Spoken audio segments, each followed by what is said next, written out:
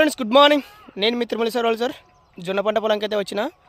ఆదివారం పొద్దున్న డ్రోన్ ద్వారా మంది పిచికారీ చేయించిన. పొద్దున అంటే పొద్దున కాదు, 7:30కి మంది పిచికారీ చేద్దామని వస్తూ ఉంటే తుఫాన్ వర్షం పడింది.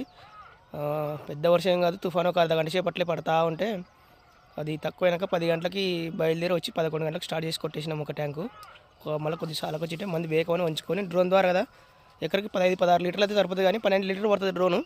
ఇంకా ఒక 4 లీటర్ ముందరగానే మంది సాల కోసం తెలుసుకొని వాళ్ళకి అలవాటు ఉంటుంది కదా డ్రోన్ వ్యక్తులకి, ఎక్కడికి ఒక ట్యాంక్ సరిపోతలేదని కొంచెం మంది వదిలించు ఉంచుకొని మళ్ళీ దాని చేతకు ఒక 4-5 లీటర్లు నీళ్ళు కలిపి మళ్ళీ పోసినాం. సరిపోయింది.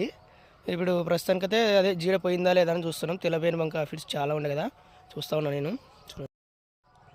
ఆల్మోస్ట్ అయితే మంచి రిజల్ట్స్ అయితే వచ్చింది. అంతంగా చనిపోయింది. పెద్ద చాలా ఉండే అసలు.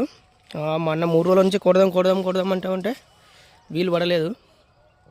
డ్రోన్ ద్వారా అయితే రిజల్ట్స్ అయితే మంచిగానే వస్తుంది. కాకపోతే ఆపరేటర్ మంచిగా ఉండాలా, కొంచెం అనుభవం ఉన్న వ్యక్తులను తొలకొచ్చుకోవాలా. పూర హైలో కాకుండా పూర డౌన్లో కాకుండా పిచికారీ చేయించుకోవాలా. అట్లయితే మనకు మంచి రిజల్ట్స్ ఉంటుంది. మ్యాక్సిమం అయితే నాకైతే రిజల్ట్స్ అయితే బాగానే కనిపించింది కదా. చనిపోయేంత ఇదంతా చనిపోయేది, అప్పుడు బతుకుంటే అది కరుచుకొని ఉంటుంది. కాకపోతే మనం డ్రోన్తో ఎక్కడికి 2 ట్యాంకులు కొట్టించుకుంటే చిక్కగా బాగుంటుంది. కాకపోతే ఒక ట్యాంక్కి మొత్తం తిరగాలంటే కొంచెం కష్టం.